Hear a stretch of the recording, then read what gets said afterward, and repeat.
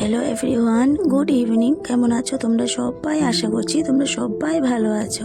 আজ বৃহস্পতিবার সন্ধেবেলা চলে আসলাম। বৌদি ডেকেছে, সিমুই করছে আর আমাকে ডেকেছে ভিডিও করার জন্য, কারণ আমরা সবাই খাবো আর বাচ্চারাও খাবে। সন্ধেবেলায় ঘরে চা খেয়েছি, মা করেছে, বাবাকে চা খেয়ে দোকানে যায়, তো সন্ধ্যের আগে মা চাটা করে পরে আবার করে।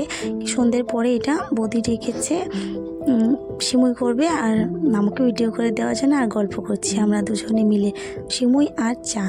ওদিকে মামিও আছে মামার পাশে। মামার শরীরটা সেরকম ভালো না, বিকেল হলেই মামি ভাগবত চালিয়ে দেয় যেন মামা শুনে।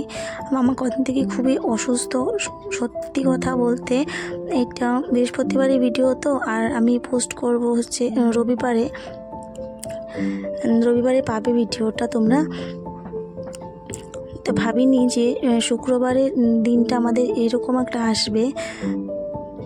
বৃহস্পতিবার রাত্রিটা তো সবাই ভালোই ছিল, এই যে চা খাবো। বৃহস্পতিবার রাত্রিটা তো সব ভালোই ছিল, সবাই মিলে হাসি ফুর্তি সবটাই করে। জানি মামা অসুস্থ, কিন্তু মনে মনে তো ভাবনা যে মামা খেলে পরে সুস্থ হয়ে যাবে, কিন্তু সেরকম তো কিছুই হয়নি। দুর্ভাগ্যবশত বাড়িতে কেউ ছিল না, আর সেই রকম সময়টাতে মামার এরকম হয়েছে। দেখো বৌদি সবার জন্য বেরিয়ে নিয়ে এসছে, আমিও ছিলাম। এই যে আমি ভিডিও করছি, এখন সবাই খাবো আমরা। ওদিকে মামিও খেয়ে দিয়েছে, মামিকেও দিয়েছে, অসীমকেও দেওয়া হয়েছে। এদিকে আমরা সবাই বসেছি। মামা তো খাবে না, মামা শুয়ে টিভি দেখছে। চাটা খেয়ে না আমি চলে গেছিলাম মাসির বাড়িতে, মানে আমার প্রীতি, আমার ভাস্তি লঙ্কা থেকে অনেক সুন্দর সুন্দর জিনিস নিয়ে এসছে, সেটা দেখার জন্য ডেকেছিল আমাকে। কুটি পিসি আসো দেখে যাও, ওর মার জন্য এনেছিল। দেখে টেকে আসলাম, কিন্তু ভিডিও করতে ভুলে গেছি। তারপর দাদা চানা নিয়ে এসছে, দেখতেই পেয়েছো তোমরা। বৌদি ডেকেছিল আসো চানা খাবে।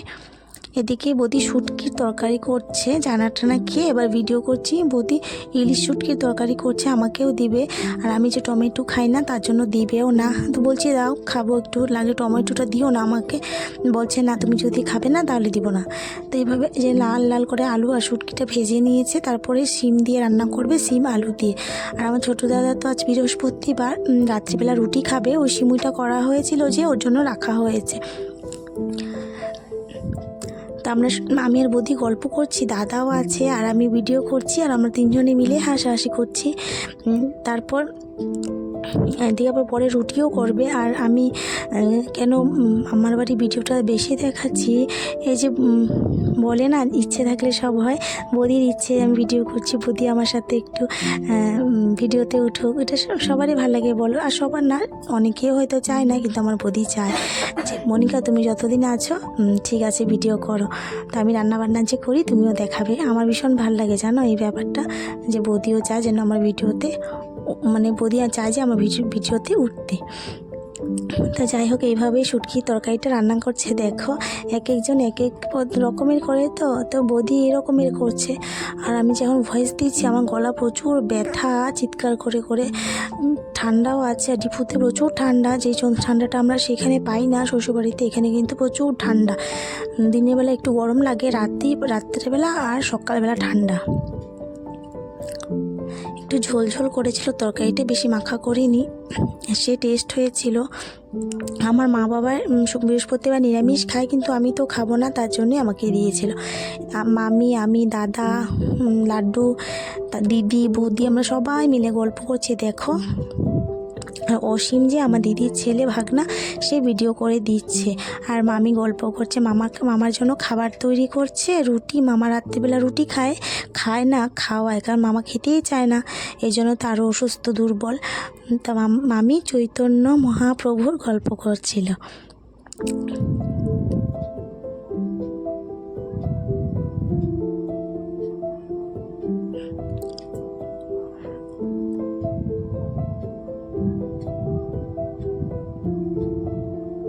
দেখো আমরা সবাই মিলে গল্প করছি, কি ভালোভাবে রাত্রিটা কাটালাম, তাই না?